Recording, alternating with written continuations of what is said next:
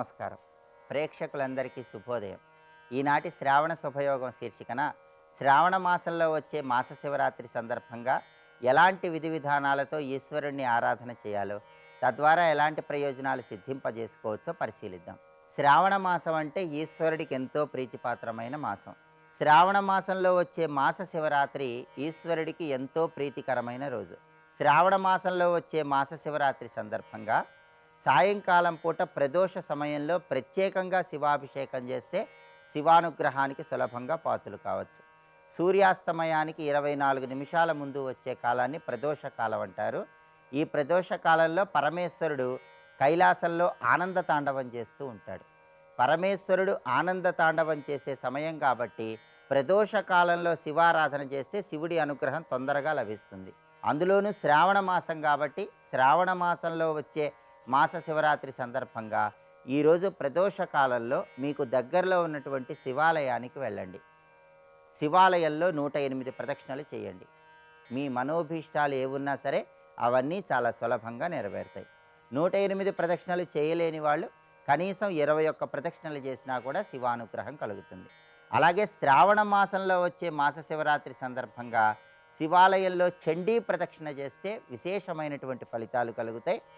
అదేవిధంగా శివాలయ ప్రాంగణంలో ప్రదోష కాలంలో కొబ్బరి నూనెతో దీపం పెడితే భార్యాభర్తల మధ్య ఉన్న గొడవలన్నీ తగ్గిపోతాయి. కుటుంబ కలహాల తీవ్రతను తగ్గింపజేసుకోవచ్చు. దానితో పాటుగా గృహంలో పరమేశ్వరుడికి అభిషేకం చేసే సమయంలో కొన్ని ప్రత్యేకమైనటువంటి పండ్ల రసాలతో అభిషేకం చేస్తే చాలా మంచిది. నిమ్మ, దానిమ్మ, అరటి, పనస, నేరేడు, ఉసిరి వీటితో అభిషేకం చేస్తే శివానుగ్రహం సులభంగా కలుగుతుంది. శివుడికి పండ్ల రసాలతో అభిషేకం చేసే సమయంలో వస్త్రములో వడపోసిన పండ్ల రసాలతో అభిషేకం చేయండి. అలా వస్త్రములో వడపోసిన పండ్ల రసాలతో అభిషేకం చేస్తే శివానుగ్రహం సులభంగా కలుగుతుంది. అలాగే పరమేశ్వరుడి ప్రీతి కోసం విభూతి ధారణ చేసి రుద్రాక్షమాల ధరించి శివుడికి అభిషేకం చేస్తే శివానుగ్రహానికి సులభంగా పాత్రలు కావచ్చు. అలాగే మారేడు దళాలతో శివార్చన చేస్తూ శివుడికి సంబంధించినటువంటి అష్టోత్తరం చదువుకుంటే చాలా మంచిది. అలాగే పరమేశ్వరుడికి మారేడు దళం సమర్పించేటప్పుడు గంధం రాసిన మారేడు దళం సమర్పించండి. త్రిదళం త్రిగుణాకారం త్రినేత్రంచ త్రియాయుధం త్రిజన్మ పాప సంహారం ఏకబిల్వం శివార్పణం అంటూ శ్రావణ మాసంలో వచ్చే మహాశివరాత్రి సందర్భంగా బిల్వం శివుడికి సమర్పిస్తే గృహంలో అష్టైశ్వర్యాలు భోగభాగ్యాలను సిద్ధింపజేసుకోవచ్చు. అలాగే పరమేశ్వరుడికి పుష్పాలతో పూజ చేసేటప్పుడు తుమ్మి పూలతో పూజ చేయండి. వాహన ప్రాప్తిని సిద్ధింపజేసుకోవటానికి జాజి పూలతో పూజ చేయండి. అలాగే చామంతి పూలతో పూజ చేస్తే ఉద్యోగ ప్రాప్తిని వివాహ ప్రాప్తిని సిద్ధింపజేసుకోవచ్చు. ఇలా ప్రత్యేకమైనటువంటి పుష్పాలతో పూజ చేయండి. అలాగే శివుడి ప్రీతి కోసం చిమ్మిలి నైవేద్యం సమర్పించండి. చక్కెర పొంగల్ నైవేద్యం సమర్పించండి. ఈరోజు నక్తం ఉండండి. శివానుగ్రహానికి సులభంగా పాత్రలై అష్టైశ్వర్యాలు భోగభాగ్యాలు సిద్ధింపజేసుకోండి. రేపటి శ్రావణ శుభయోగం శీర్షికన పోలాల అమావాస్య సోమవారం సందర్భంగా ఎలాంటి విధి విధానాలు పాటించాలో, తద్వారా ఎలాంటి ప్రయోజనాలు సిద్ధింపజేసుకోవచ్చో పరిశీలిద్దాం. నమస్కారం. శ్రీ గణనాథ జయ గణనాథ సిద్ధి వినాయక బుద్ధి ప్రదాయక శ్రీ గణనాథ జయ గణనాథ సిద్ధి వినాయక బుద్ధి ప్రదాయక వేతాళ శక్తి శరకార్ముక చక్ర ఖడ్గ ఖట్వాంగ ముద్గర గదాంకుశ నాగ పాశాన్ శూలంచ కుంత పరసు ధ్వజముద్వహంతం అనేటువంటి నామముల వరుసలో మనకు కనబడుతున్నది. ఇప్పుడు శక్తి గణపతి, శక్తి సహితంగా గణపతిని ఆరాధించేటువంటి విషయం. ఈ స్వామి వర్ణం సింధూర వర్ణం, వీరగణపతి ఎర్రగా ఉంటాడట. వీరత్వపు యొక్క వర్ణం అది. ఆ వీరగణపతి యొక్క అనుగ్రహం మనకు కావాలి. ఇక్కడ అంటే గణపతి అనుగ్రహం అనేక రకాలుగా ఉంటుందండి. ధర్మానికి విరోధులైనటువంటి అధర్మపరాయణులైనటువంటి అసుర శక్తులను సంహరించడంలో కూడా స్వామి అనుగ్రహం మనకు కావాలి. అందుకే ఆ వీరమూర్తిని మనం ధ్యానించుకున్నాం. ఇప్పుడు శక్తి గణపతి, శక్తి సహితుడు. ఈ శక్తి గణపతి ఎలా ఉంటున్నాడు అంటే ఆలింగ్య దేవీం హరితాంగ యష్టిం పరస్పరాశ్లిష్ట కటి ప్రదేశం సంధ్యారుణం పాశశృణీవహంతం భయాపహం శక్తి గణేశమీడే. నామంలోనే ఆ ధ్యాన ప్రయోజనం కనబడుతుంది. శక్తి గణేశ్వరుని ధ్యానిస్తే భయములు తొలగిపోతాయి. ఒక్కొక్క దానికి ప్రయోజనం అది.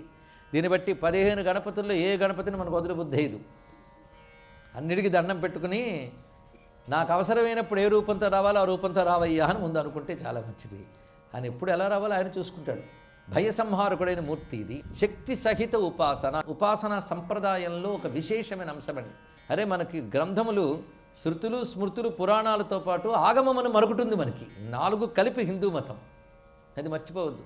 ఒకటి శృతి, రెండవది స్మృతి, మూడవది పురాణము, 4వది మంత్రశాస్త్రం. ఈ 4 కలిపే హిందూ మతంలో ఉంటాయి. కనుక పురాణంలో దొరకకపోతే మంత్రశాస్త్రంలో ఉంటుంది. మంత్రశాస్త్రంలో కూడాను గణపతి యొక్క రూపాలతో పాటు కథలు ఉన్నాయి. మంత్రశాస్త్రంలో కూడా కథలు ఉంటాయి. అది మంత్రశాస్త్రం సంబంధించిన గ్రంథాలకి సంహితలు అంటారు. సంహితల్లో కూడా కొన్ని చోట్ల కథలు ఉంటాయి. ఆ మాటకు వస్తే వేదాల్లోనూ కథలు ఉన్నాయి, పురాణముల్లో కథలు ఉన్నాయి. కానీ పురాణ కథలు పురాణంలో చెప్పబడ్డ పేర్లే అంగీకరిస్తాము అంటే మంత్రశాస్త్రాన్ని అంగీకరించమనకూడదు. ఆ ఉపాసకులకు అది సత్యం. కానీ భగవంతుడి యొక్క రూపం దాన్ని ఉపాసించే వారికి సత్యం. ఇది తెలుసుకోవాలి. ఇక్కడ ఈ వాక్యం గుర్తుపెట్టుకుంటే చాలు. సిద్ధి బుద్ధి అని 2 భార్యలు ఉన్నారండి. సిద్ధిదేవి యుద్ధం చేసిందిగా. మరొక కథావృత్తాంతంలో స్కాంద పురాణం బుద్ధిదేవి యుద్ధం వర్ణిస్తుంది. అంటే వాళ్ళు అమాయకంగా ఆయన పక్కన కూర్చున్నట్టు కనబడతారు. యుద్ధం చేసినప్పుడు వాళ్ళని చూసి అసురులు కూడా బెంబేలెత్తిపోయారండి. అలాంటి ఉగ్రరూపం ధరించి వస్తారు. అలాంటి శక్తి అయింది. వాళ్ళిద్దరు సిద్ధి బుద్ధి. కానీ సిద్ధి బుద్ధి 2 భార్యలు గణపతికి అంటే పేరు సరిగ్గా అర్థం చేసుకోన్నాడు ఇక్కడ. సిద్ధి బుద్ధి అవి భార్యల పేర్లే, శక్తుల పేర్లే. 2 శక్తులు అవి. శక్తి అని తెలిసిన తర్వాత అవి ఆయనకు సహజంగా స్వాభావికంగా అవిభాజ్యముగా ఉన్నాయి గనక వాటిని పత్ని స్థానముల యందు ఆయనకు కుడి ఎడమల్లో కూర్చోబెట్టారు. మరొక ఆగమంలో మరొక చోట పుష్టి తుష్టి అని 2 భార్యలు ఉన్నట్టు గణపతికి. ఇదేంటంటే సిద్ధి బుద్ధి అంటే పోని సర్దుకుపోదాం అంటే మన పుష్టి తుష్టి ఒకట. అక్కడ పుష్టి తుష్టి అని 2. ఈ పుష్టి తుష్టి అంటే సమృద్ధిగా ఉంటే పుష్టి, ఎన్నున్నా అసంతోషంగా ఉండకుండా సంతృప్తిగా ఉంటే తుష్టి. అదొకటి ఉంది కదా. కనుక సంపదలు ఇమ్మని అడగడంతో పాటు సంతృప్తిని ఇమ్మని అడగాలండి ఇక్కడ. అందుకు గణపతి మనకేం కావాలో తెలుసుకుని తన 2 శక్తులను పక్కన పెట్టి కూర్చున్నాడు. పుష్టి తుష్టి. నన్ను దండం పెట్టారు అనుకోండి, అమ్మల్లాగా వీళ్ళిద్దరూ మీకు కావాల్సినవి ఇస్తారు. అమ్మల్లాగా అంటే అమ్మ అడగకుండానే కనిపెట్టుకుంటుంది కనుక వీళ్ళు అమ్మల స్థానంలో ఉండి మనల్ని అనుగ్రహిస్తున్నారు అన్నాడు ఇక్కడ. అది పుష్టి తుష్టి. ఇలా మనం చూస్తుంటే గణపతి పత్నుల గురించి మాట్లాడితే గణపతి పత్నులు, గణపతి వివాహాలు ఇవన్నీ పురాణాలు అయితే మంత్రకథలు చెప్పచ్చు. కానీ శివపార్వతుల దగ్గరున్న గణపతి బ్రహ్మచారి. కానీ గణపతి పూజలో వటుకు పూజే ఉంది. అంటే ఆయన బ్రహ్మచారి. సుబ్రహ్మణ్య పూజలో వటుకు పూజ ఉంది. మరి వల్లి దేవసేనల గురించి ఏంటండి? ఇప్పుడు తమ్ముడిని తేవద్దులేండి, అన్నగారితో సర్దుకుపోవడం. కనుక ఆయన పత్ని విషయాలు కూర్చుని అక్కడ విషయం అక్కడ ఉంది, ఇక్కడ విషయం అక్కడ ఉంది. కానీ ఎప్పుడైనా సరే దేవతా స్వరూపముల యందు భార్యల గురించి కానీ తెలుసుకుంటే వెంటనే మనం వాళ్ళకు కూడా మన వల్లనే అనే భావం రాకూడదు.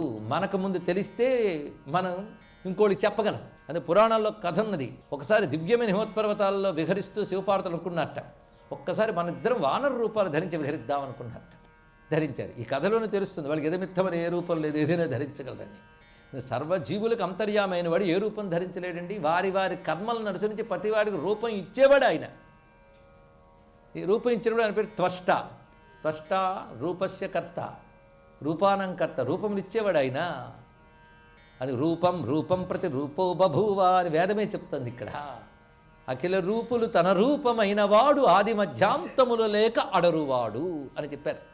శివుడికి ఆ తలంపు పుట్టిందిట. వెంటనే మానుష రూపం ధరించిన పరతత్వం వానర రూపం ఎందుకు ధరించకూడదండి? కనుక ఎవరికి ఏ ఉపాధి దానికే గొప్ప. ఆ ఉపాధి దాని గొప్ప అనిపించడానికి కారణం ఆ గొప్పదైన వస్తువు దాని లోపల ఉంది కనుక దానికి అది అనిపిస్తుంది. ఇది తెలుసుకుంటారు. ఏ ఉపాధి తక్కువ కాదు. అందుకే భగవంతుడికి సర్వోపాధులు సమానమే. సమం పుష్టినా సమో మశకేన సమో నాగేన సమో నేన సర్వేణ అంటుంది బృహదారణ్యకం ఉపనిషత్తులో మాట. అందుకే అన్నిట్లో సమంగా వ్యాపించి ఉంటాడు ఆయన.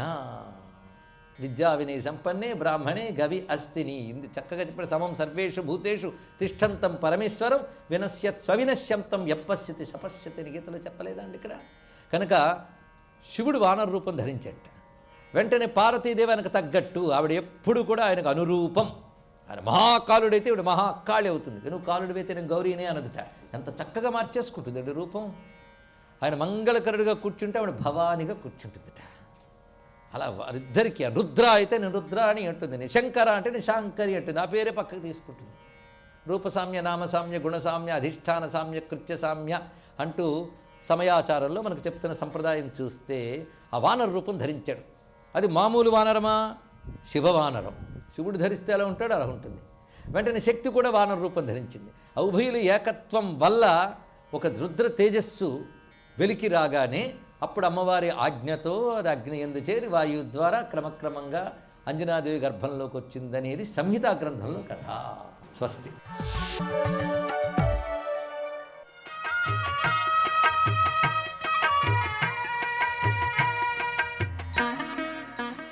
శ్రీగణేశాయ నమః.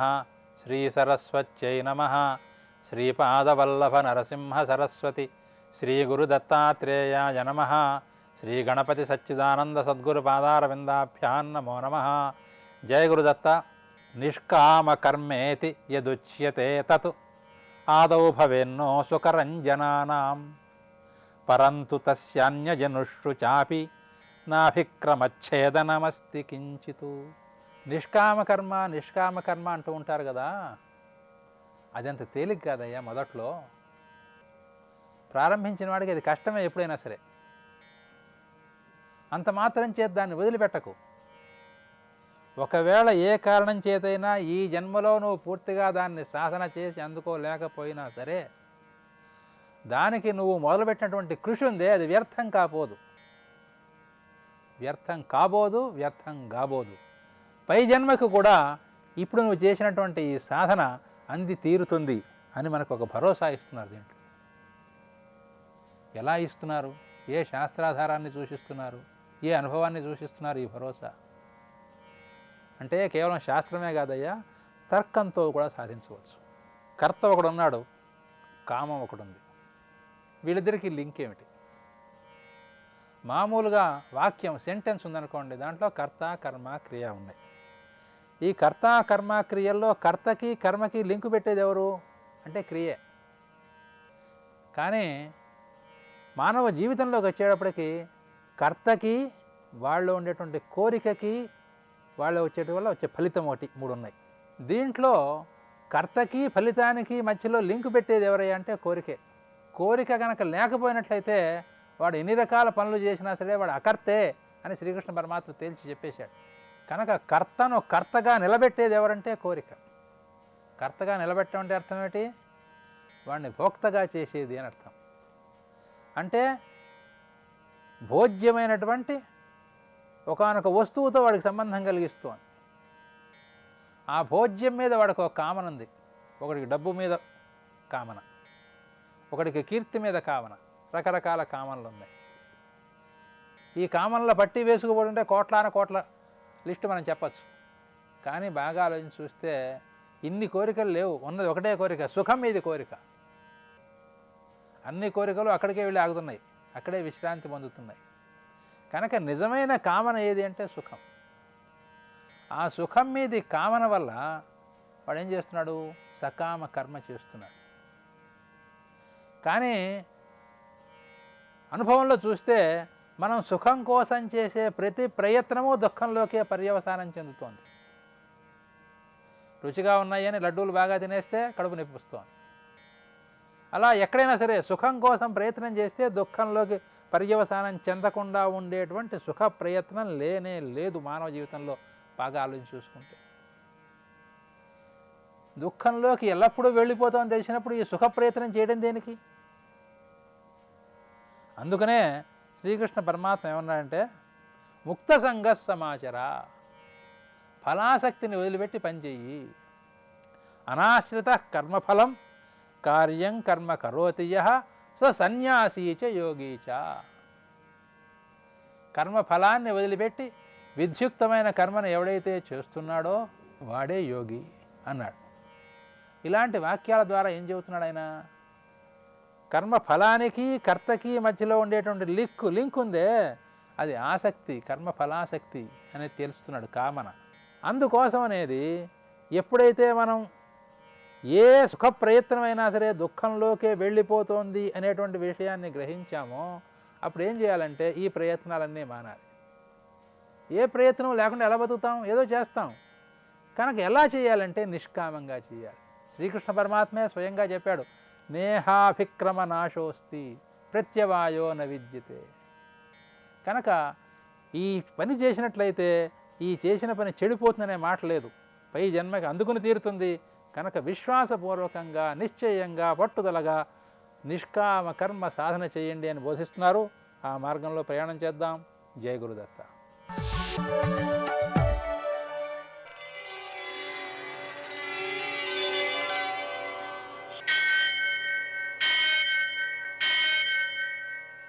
सहस्रशीर्षं देवं विश्वाक्षं विश्वशम्भुवं विश्वं नारायणं देवमक्षरं परमं पदं विश्वतः परमां नित्यं विश्वं नारायणगुं हरिं विश्वमेवेदं पुरुषस्तद्विश्वमुपजीवति पतिं विश्वस्यात्मेश्वरगुं शाश्वतगुं शिवमच्युतम् नारायणं महाज्ञेयं विश्वात्मानं परायणम्.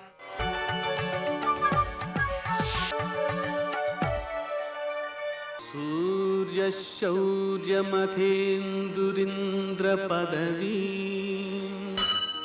सन्मङ्गलं मङ्गलम्. यः कर्ता जगतां भर्ता संहर्ता महसां निधिः प्रणमामि तमादित्यं बहिरन्तस्तमोपहं.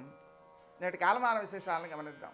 స్వస్తి శ్రీ చాంద్రమాన ప్లవనామ సంవత్సరం దక్షిణాయనం వర్ష ఋతువు శ్రావణ మాసం కృష్ణపక్షం ఆదివారం.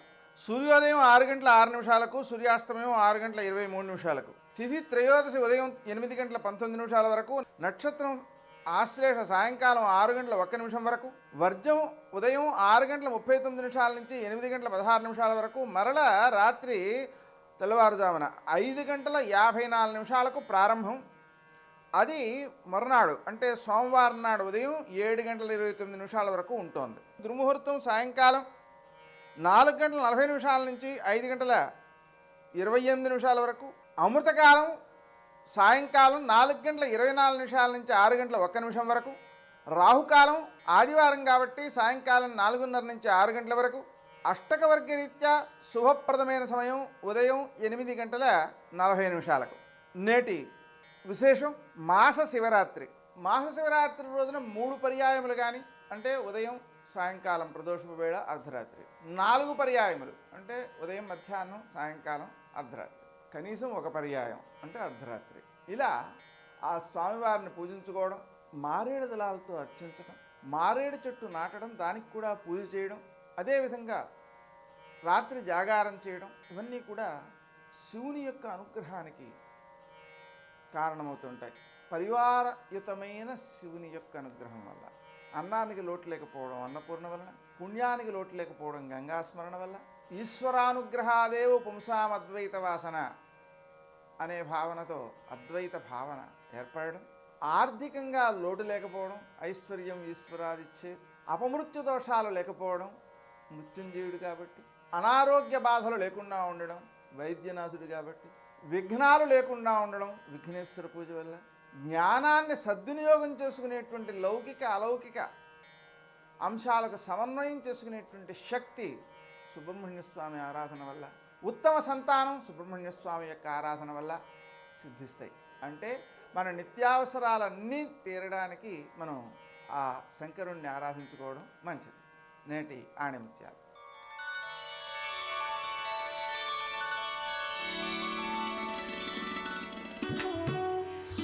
సాధన వలన ఎంతటి మహత్కార్యాన్నైనా సాధించవచ్చు.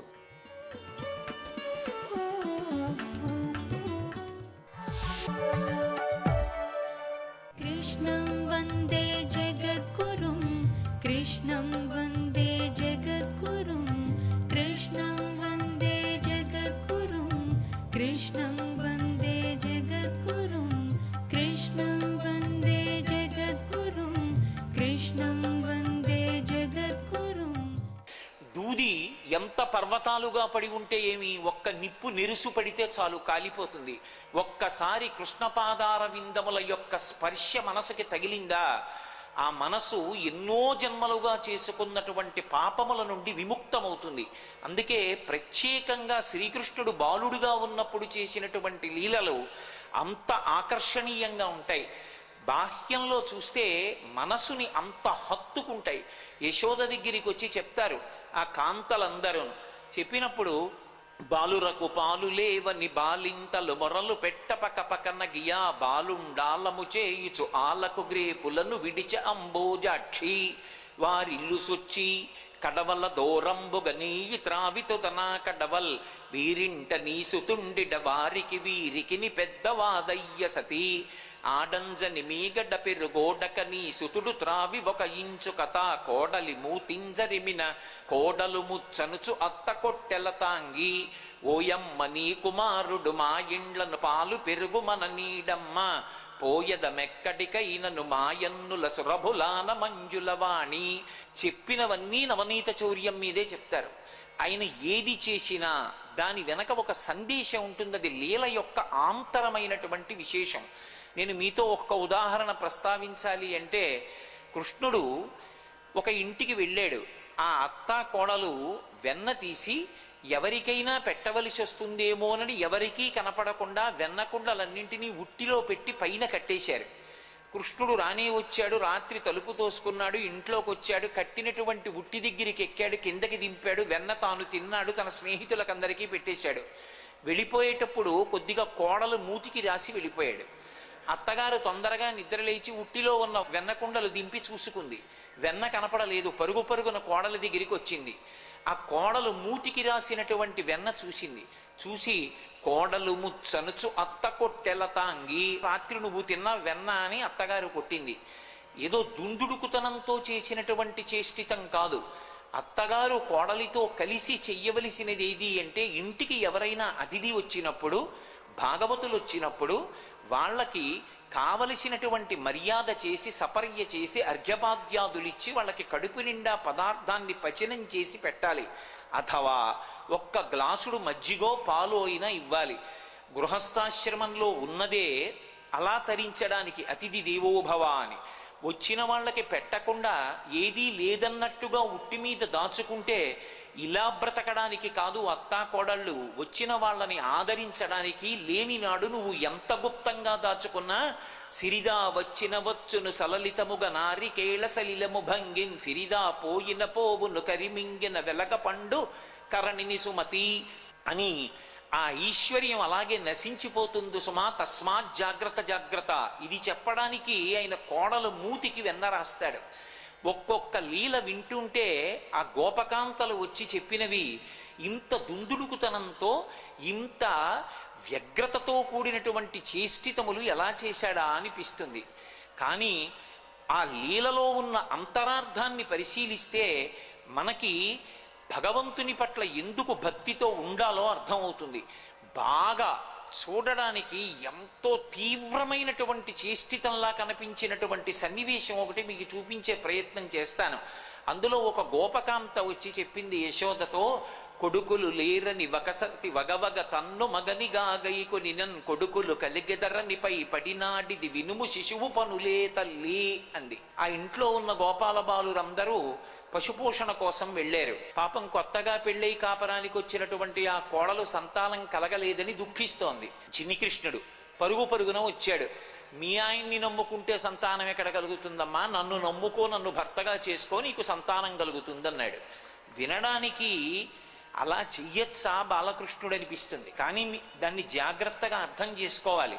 సంతానం కలగాలి అంటే, పెద్ద కొడుకు పుట్టాలి అంటే శరీరానికి అంత్యేష్టి సంస్కారం చెయ్యడానికి తనూభవుడొకడుండి యోగ్యత పొందినవాడే. గత జన్మ పుణ్యం ఉంది అంటే పెద్ద కొడుకు పుడతాడు. ఐశ్వర్యం నిలబడడానికి హేతు ఉంది అంటే చిట్ట చివరి ఇంకొక కొడుకు పుడతాడు. కొడుకు పుట్టాడు అంటే అది ఒక వ్యక్తి గొప్ప కాదు, గత జన్మలలోని పుణ్యాపుణ్యములను విచారణ చేసి ఇచ్చినటువంటి భగవంతుని యొక్క అనుగ్రహం. కలయతామహం అంటాడు గీతలో. కాలం రూపంలో ఉండి గత జన్మలలో చేసిన పాపపుణ్యములను లెక్కగట్టి సుఖదుఖముల రూపంలో అందరి చేత అనుభవింపచేయగలిగినటువంటి చిత్రంగా లోపల కూర్చుని గుప్తంగా ఖాతాలు రాసే చిత్రగుప్తుణ్ణి నేనేనంటాడు. అటువంటి కాలస్వరూపుడైనటువంటి పరమాత్మ అనుగ్రహించిన నాడు గత జన్మలలో సంతానాన్ని పొందడానికి కావలసినటువంటి పుణ్యమును చేసి ఉండకపోయినటువంటి పాపం ఏది ఉన్నదో ఆ పాపాన్ని తొలగించి కరుణార్ద్ర హృదయుడై సంతానమును పొంది అమ్మా నాన్న అనిపించుకోవడానికి కావలసినటువంటి అర్హతని కృప చేస్తాడు. అలా కృప చేయగలిగినటువంటి వాడు, భరించగలిగిన వాడు కనుక భర్త. నన్ను నమ్ముకో అమ్మా, నువ్వెందుకు విచారపడతావు, నీకు సంతానం కలుగుతుందని చెప్పడం. కాబట్టి భగవంతుణ్ణి నమ్ముకున్న వాడికి లోటు లేదు. ఆంతరమైనటువంటి రహస్యం ఎటుండనివ్వండి, బాహ్యంలో ఆ లీల మనసుని తాకితే చాలు, అది విశేషమైన ఫలితాన్ని ఇస్తుంది.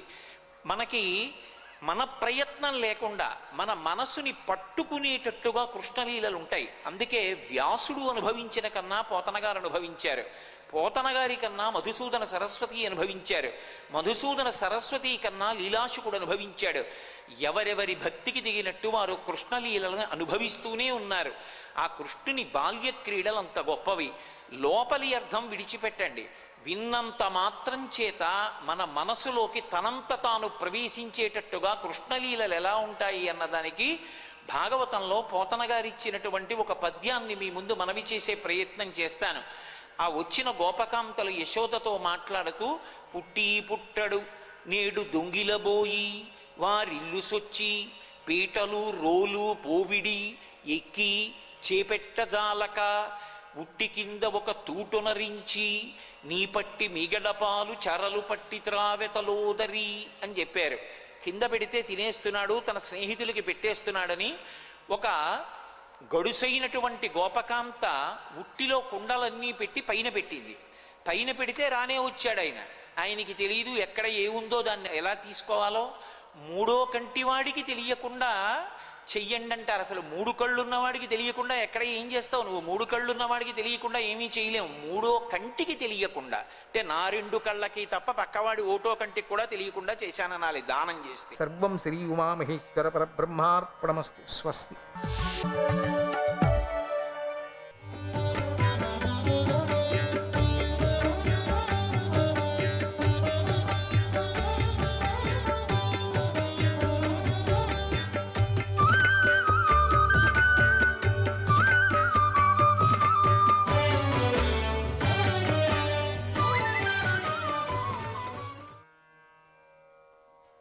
కణవ మహర్షి బాలుణ్ణి గమనించి ఇక ఇతడికి రాజు అయ్యే అర్హత లభించింది అని తెలుసుకున్నాడు.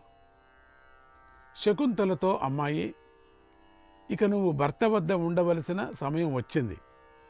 నువ్వు భర్తను సేవించు కనుక ఆయన వద్దకు వెళ్ళు. ఇంతవరకు మనం చూసాం కదా, ఏమి రాలేదు. ఇప్పుడు నువ్వే రాజు వద్దకు వెళ్ళు. దేవతలు, గురువులు, క్షత్రియులు విశేషించి భర్త మేలును కోరుకుంటూ వారితో కలిసి ఉండటమే నీకు మంచిది కదా. నీ పుత్రుడితో కలిసి నీ భర్త దగ్గరికి వెళితేనే మంచిది. నా మాట ఎదురు చెప్పవద్దు అని అంటూ, నా పాదాలపై ఒట్టు అని కణ్వుడు మనుముడి శిరస్సు మీద ముద్దు పెట్టుకొని బాలుడితో ఇలా అన్నాడు, నాయనా, నీ తండ్రి చంద్రవంశంలో పుట్టిన దుష్యంతుడు. నీ తల్లి అతడికి పట్టపు రాణి. నీతో కలిసి నీ తండ్రి వద్దకు వెళ్ళాలని అనుకుంటోంది. నువ్వు అక్కడికి వెళ్ళగానే రాజుగారికి నమస్కారం చెయ్యి. నువ్వు యువరాజు అవుతావు. తర్వాత రాజుగారు నీకు రాజ్యాన్ని అప్పగిస్తాడు. నువ్వు ఆ రాజ్యాన్ని చక్కగా పాలించు. ఓ శకుంతల, నీకు మేలు చేసే నా మంచి మాటను విను. పతివ్రతా ధర్మాలను విడిచి నువ్వు ఏమీ సాధించలేవు. పతివ్రతా ధర్మాలను ఆచరిస్తేనే దేవతలు నీకు ప్రసన్నులై కష్ట సమయంలో నిన్ను ఆదుకుంటారు, నీకు వరాలిస్తారు. భర్త అనుగ్రహంతోనే పతివ్రతలు పుణ్యలోకాలను పొందుతారు, అశుభాన్ని పొందరు. అందువల్ల నువ్వు రాజు వద్దకు వెళ్ళు అన్నాడు. తర్వాత శిష్యులను పిలిచి, శిష్యులారా, ఈమె పుత్రుణ్ణి ఈమె భర్త వద్దకు త్వరగా చేర్చిరండి అని శిష్యులనంతా అందరినీ కొంతమందిని పిలిచి పంపించాడు. నారీణాం చిరవాసోహి బాంధవేషు నరోచతే కీర్తి చారిత్ర ధర్మగ్న తస్మాన్నయత మాచిరం తస్మాన్నయత మాచిరం. స్త్రీలు తమ బంధువుల వద్ద చాలా కాలం ఉండటం మంచిది కాదు. ఇది మహాభారతంలో చెప్పేటువంటి శృతులు, నీతులు. ఇవి చాలా ముఖ్యమైనటువంటివి. మహాభారతంలో చాలా వరకు మనకు అక్కడక్కడ కోట్ చేస్తూ ఉంటారు. కొన్ని విశేషమైనటువంటి అందరికీ పనికొచ్చేటువంటి, స్త్రీలు తమ బంధువుల వద్ద చాలా కాలం ఉండటము మంచిది కాదు. అలా ఉంటే వారి కీర్తికి, ధర్మానికి, నడవడికకు హాని ఏర్పడుతుంది. అందువల్ల తొందరగా ఈమెను తీసుకువెళ్ళండి, పెండ్లైన పిల్ల కాబట్టి భర్త దగ్గరే ఉండాలా అని ఆజ్ఞాపించాడు. శకుంతల తండ్రికి నమస్కరించి ఆయన అనుమతి పొందింది. అప్పుడు బాలుడే శకుంతలతో, అమ్మా ఇంకా ఆలస్యం ఎందుకు అమ్మా చేస్తున్నాం, ఇంకా పద బయలుదేరుదాం, రాజభవనానికి వెళదాం అన్నాడు. శకుంతల పుత్రుడైన సర్వదమనుడితో కలిసి కర్ణుడికి నమస్కారం చేసి, అజ్ఞానాన్మే పితా చేతి దురుక్తం వాపి చానృతం అకార్యం వాప్యనిష్టం వా క్షంతుమర్హతి కాశ్యప. తండ్రి, సనువుతో అజ్ఞానంతో పొరపాటుగా మాట్లాడిన, ఒకవేళ మాట్లాడిన అసత్యం చెప్పిన, చేయకూడని పనిని చేసినా, ఇష్టం లేని పనిని చేసినా నన్ను క్షమించు. ఏమైనా చిన్నప్పటి నుంచి నీకు ఏదైనా బాధ పెట్టింటే, నీకు ఇష్టం లేని పని నేను చేశానని ఏమైనా అనిపిస్తే నన్ను క్షమించు. అందుకు కణ్వ మహర్షి ఏమీ మాట్లాడలేదు, తలదించుకొని కన్నీరు కార్చాడు. ఎందుకంటే పెంచాడు కదా. తర్వాత ఆయన తన ఆశ్రమంలో ఉన్న అందరినీ పిలిచి ఇలా అన్నాడు, ఓ మునులారా, ఈమె నా ప్రియమైన పుత్రిక. నేనెంతో ప్రేమతో ఈమెను లాలించి పెంచాను. వనంలోనే పుట్టి వనంలోనే పెరిగింది గనుక ఈమెకేమీ తెలియదు. అందుచేత ఈమెను మీరు రాజభవనానికి తీసుకువెళ్ళండి అని ఆజ్ఞాపించాడు. వారు అలాగే అని శకుంతలను బాలుడిని తీసుకొని వెళ్ళి రాజసభలోకి ప్రవేశించారు. ఆవిడికి అదంతా కొత్త, అదేమి చూడలేదు కదా. బాలుడికి కూడా అటు ఇటు దిక్కులు చూసుకొని వెళ్ళారు రాజభవనానికి. రాజుగారికి తాము వచ్చిన కార్యం గురించి చెప్పి శకుంతలను బాలుడిని అప్పగించి తిరిగి తమ ఆశ్రమానికి వెళ్ళిపోయారు. శిష్యులందరూ కూడా వెళ్ళిపోయారు. శకుంతల పుత్రుడితో కలిసి దుష్యంతుడి వద్దకు చేరి నమస్కారం చేసింది. రాజసభలో పుత్రుడితో, నాయన, ఈయన నీ తండ్రి, నమస్కారం చెయ్యి అని సిగ్గుపడుతూ స్తంభాన్ని ఆనుకొని నిలబడింది. పాపం, ఈయనే నీ తండ్రి. పుత్రుడైన సర్వదమనుడు సంతోషంతో రాజును చూడసాగాడు. అప్పుడు దుష్యంతుడు ధర్మబుద్ధితో ఆలోచిస్తూ ఇలా అన్నాడు, ఓ సుందరి, నువ్వు ఏ పని మీద వచ్చావు ఇక్కడికి?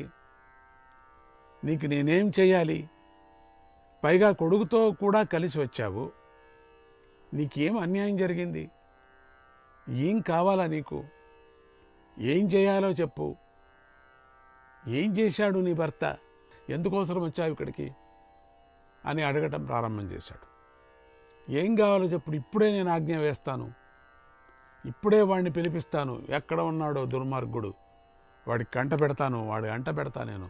ఏమి యోచన చేయొద్దు, చెప్పు. ఎంత అద్భుతంగా ఉన్నాడు కొడుకు, ఎంత ఇంద్రుడులాగా ఉన్నాడు చూడటానికి అని చెప్పు, ఇప్పుడే చెప్పు కళ్యాణి, చెప్పు. శకుంతల ఇలా అంది, ఓ పురుషోత్తమ, ముందు మమ్మల్ని అనుగ్రహించు. ఇతడు నీ కుమారుడు, దేవతలతో సమానమైన వాడు. ఇతడిని యువరాజును చెయ్యి. ఇతడు మన ఇద్దరికీ జన్మించినవాడు. మీరు పూర్వం మా ఆశ్రమానికి వచ్చి నా ఎదుట ప్రతిజ్ఞ చేసిన విధంగా ఇతడికి న్యాయం చేయండి అంది. ఆ మాటలు వినటంతోనే దుష్యంతుడికి విపరీతమైన కోపం వచ్చింది. అసలు నువ్వెవరో నాకు తెలియదు, ఎవరు భార్యవో నాకు తెలీదు.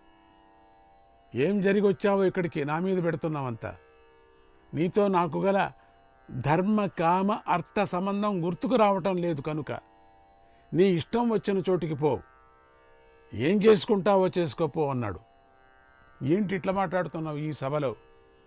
ఎంత అవమానం చేస్తున్నావు నాకు. నువ్వు నన్నే భర్త అంటున్నావా? వీడు నా కొడుక. నాకేది జ్ఞాపకం రావటం లేదు. నేను ఏ ఆశ్రమానికి వెళ్ళలేదు, ఎవరిని పెళ్లి చేసుకోలేదు. ఏం చేసేది? ఆ మాటలు విని శకుంతల బిగుచుకొని పోయి కాసేపు స్తంభంలాగా నిలబడి దుఃఖించింది. ఒక్క ముహూర్త కాలం ఆలోచించి కోపించి ఎర్రబడిన కన్నులతో రాజును చూస్తూ రాజుతో ఇలా అంది, మహారాజా, అన్నీ తెలిసి కూడా నాకేమి తెలియదు అని నీచుడిలాగా ఎలా మాట్లాడగలుగుతున్నారు మీరు? ఈ విషయంలో ఏది నిజమో ఏది అబద్ధమో నీ హృదయానికే తెలుసు. నీ అంతరాత్మకు నువ్వు అవమానించుకోకు. యోన్యథా సంతమాత్మాన మన్యథా ప్రతిపద్యతే కిం తేన న కృతం పాపం చౌరేణాత్మాపహారిణా. తాను ఒక విధంగా ఉండి తనను గురించి వేరొక విధంగా చెప్పుకునేవాడు తనను తాను దొంగలించుకునేవాడు దొంగ అవుతాడు. అతడు ఎంతటి పాపాన్ని అయినా చేస్తాడు. నువ్వు నేనొక్కడినే ఉన్నాను అనుకుంటున్నావు, అది తప్పు. నీ హృదయంలో ఉన్న సనాతనమైన మునిని నువ్వు తెలుసుకోలేకపోతున్నావు. పాపాత్మల పాపకర్మాన్ని తెలిసిన ఆ మహర్షి ఎదుటి నువ్వు పాపం చేస్తున్నావు. అసత్యం లేకుండా సమస్త సత్పురుషులకి మేలు కలిగించేది ధర్మమే కదా. అది ఎప్పుడూ దుఃఖాన్ని కలిగించదు. పాపం చేస్తూ నా గురించి ఎవడూ తెలుసుకోలేడు అని భావించేవాడి గురించి దేవతలకు తెలుసు. సూర్యుడు, చంద్రుడు, వాయువు, అగ్ని, అంతరిక్షం, భూమి, నీరు, హృదయం, యముడు, అహోరాత్రులు, ఉభయ సంధ్యలు, ప్రొద్దున సాయంత్రము, ధర్మము, ఇవి మానవుడి ప్రవర్తనను బాగా తెలుసుకుంటాయి. వాళ్ళకి మాత్రమే తెలుస్తూ ఉంటాయి. ఇవన్నీ కూడా ఓ కంట కనిపెడుతూ ఉంటాయి ఎప్పుడు కూడా. ఎవరు ఏం చేయలేదు, నాకు ఎవరి దగ్గర కూడా నేను చిన్నప్పుడు ఒక చిన్న కథ చెప్పేవాళ్ళు. అందరికీ గురువుగారు అందరికీ శిష్యులందరికీ ఒక అరటిపండు ఇచ్చి ఎవరూ లేని చోట ఈ అరటిపండు తినిరాండి అని. అందరూ వెళ్ళారు. ఒక్కొక్కరు కమ్మిడి కప్పుకొని తిన్నాడు. ఇంకోడు ఒక తపెలలో దూరి తపెల మూత వేసుకొని తిన్నాడు, ఎవరు లేరు కదా. చీకటి రూములో ఇంకోటి తిన్నాడు. ఇంకొకడు మాత్రం అట్లనే పట్టుకొచ్చాడు. అప్పుడు అడిగాడు, ఏంటి నువ్వెందుకు తినలేదు అని. స్వామి, అన్ని చోట్ల పరమాత్ముడు ఉన్నాడు, చూస్తూ ఉంటాడు. వెలుతురే పరమాత్ముడు, గాలినే పరమాత్ముడు, అందుకని నేను తినలేదు. ఎవరూ లేని చోట అన్నారు కాబట్టి ఎక్కడా నాకు ఎవరూ లేని చోట కనపడటం లేదు. అన్ని చోట్ల కూడా పరమాత్ముడే ఉన్నాడు వేరు వేరు రూపాలతో. ఎక్కడ నేను తిన్నా కూడా నా హృదయమే ఒక పరమాత్ముడు. అందుకని నా హృదయం పరమాత్ముడికి కూడా కనపడుకోకుండా ఈ అరటిపండు నేను తినలేను అన్నాడట. అటువంటి కథలంతా మనకున్నాయి. హృదయంలో కర్మసాక్షిగా ఉన్న క్షేత్రజ్ఞుడు పరమాత్మ ఎవడి పనికి కూడా సంతోషిస్తాడో అతడి పాపాలను యముడు తొలగిస్తాడు, నాశనం చేస్తాడు. నతు తుష్యతి యశ్చేష పురుషస్య దురాత్మనః తం యమః పాపకర్మాణం వ్యాతాయతి దుష్కృతం. ఈ మంత్రం చాలా బాగుంది. నతు తుష్యతి యశ్చేష పురుషస్య దురాత్మనః తం యమః పాపకర్మాణం వియాతయతి దుష్కృతం. దుర్మార్గుడైన పురుషుడు యొక్క పనులకు కర్మసాక్షి సంతోషించకపోతే ఆ పాపాత్ముడిని యముడే తొలగిస్తాడు. ఎంత నీతి ఇది, అంత బాగుంది. తనను తాను మోసం చేసుకొని నిజం చెప్పకుండా వేరొక విధంగా చెప్పుకునేవాడికి దేవతలు మేలు చెయ్యరు. సత్య నిర్ణయం చేసేటప్పుడు ఎవడికి ఆత్మ కూడా కారణం కాదో వాడికి శ్రేయస్సు కలగదు. నా అంతట నేనుగా వచ్చానని చులకనగా చూడవద్దు. పతివ్రతనైన నన్ను అవమానించకు. నువ్వు నన్ను భారీగా గౌరవించటం లేదు. మర్యాద తెలియని నీచుడిలాగా నన్ను సభలో ఎందుకు అవమానిస్తున్నావు? జనం లేని అడవిలో నేను ఈ మాటలను చెప్పటం లేదు. నీ రాజ్యంలోనే అందరి ముందు చెబుతున్నాను. మరి నా మాటలను నువ్వు ఎందుకు వినటం లేదు? ఓ దుష్యంత, నేనింతగా ప్రార్థిస్తున్నా కూడా నువ్వు ఎందుకు పట్టించుకోవటం లేదు? నువ్వు నా మాట కనుక వినకపోతే నీ శిరస్సు 100 ముక్కలైపోతుంది. పతివ్రతావిడ నిజమైపోతుంది. భర్త భార్యలోకి ప్రవేశించి సంతానంగా జన్మిస్తాడు. అందుకే భార్యను జాయ అంటారు. ఈ విషయం విద్వాంసులందరికీ తెలుసు. భార్య నుండి పుట్టిన పుత్రుడు తండ్రిని, పూర్వులైన పితామహులను పుత్ అనే నరకము నుండి తరింపజేస్తాడు. కాబట్టి కొడుకును పుత్రుడు అంటారు. ఈ మాటను బ్రహ్మదేవుడే స్వయంగా చెప్పాడు. పుత్రుడు అంటే పాపము నుంచి, నరక కూపము నుంచి తప్పించేవాడు పుత్రుడు. అటువంటి వాడు పుత్రుడు. పాపాల నుంచి తప్పించేవాడే పుత్రుడు. పుత్రుడి చేత తండ్రి లోకాలు జయిస్తాడు. పౌత్రుడి చేత అక్షయ సుఖాన్ని పొందుతాడు మనవుడి చేత. ఆ పౌత్రుడి కుమారుడి చేత పితృదేవతలందరూ ఉద్ధరించబడతారు. ఎంత అద్భుతంగా ఉంది. సా భార్యాయా గృహే దక్ష, సా భార్యాయా గృహే దక్ష, సా భార్యాయా ప్రజావతి, సా భార్యాయా పతి ప్రాణ, సా భార్యాయా పతి ప్రాణ, సా భార్యయా పతివ్రత. భార్య ఇంటి వ్యవహారాలతో సమర్థంగా వ్యవహరిస్తుంది. సంతానాన్ని కంటుంది. భర్తను ప్రాణాధికంగా చూసుకుంటుంది. పతివ్రత ధర్మాలను ఆచరిస్తుంది.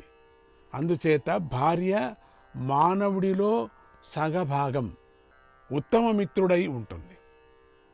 ధర్మార్థ కావాలనే త్రివర్గాన్ని సాధించుకోవాలనుకునే వారికి భార్య మూల సాధనమై ఉంటుంది. భార్యావంతః క్రియావంతః సభార్యా గృహమేధినః, భార్యావంతః ప్రమోదంతే, భార్యావంతః శ్రియాన్వితా. భార్య కలవారే యజ్ఞాదులను చేస్తారు. భార్య కలవారే ఆనందాన్ని పొందుతారు. భార్య కలవారే భాగ్యవంతులు. ఏకాంతంలో భార్యలు మిత్రులవుతారు. ధర్మకార్యాలలో తండ్రులవుతారు.